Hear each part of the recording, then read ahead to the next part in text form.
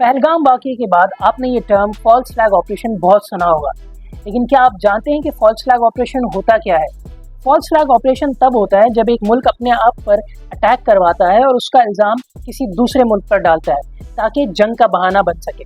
आज मैं आपको बताऊंगा कि दुनिया के कौन कौन से मशहूर वाक़यात हैं जिनको फॉल्स फ्लैग ऑपरेशन कहा जाता है।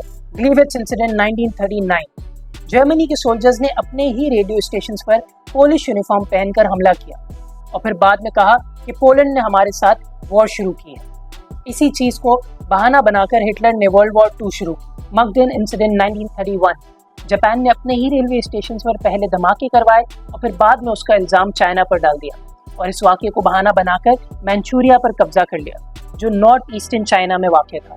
लेवान अफेयर 1954, इजरायली एजेंट्स ने इजिप्ट में बॉम्ब ब्लास्ट की प्लानिंग की ताकि उसका इल्ज़ाम मुसलमानों पर डाला जाए, लेकिन ऐसा ना हो सका और वो इजरायली एजेंट्स पकड़े गए।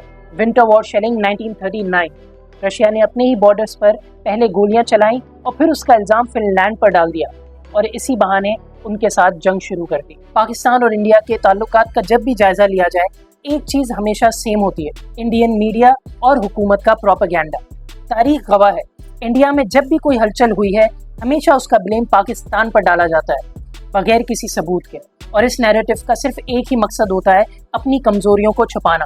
क्या आपको लगता है कि इंडिया में हाल ही में होने वाला पहलगाम अटैक भी एक फॉल्स फ्लैग ऑपरेशन था? हमें नीचे कमेंट्स में बताएं।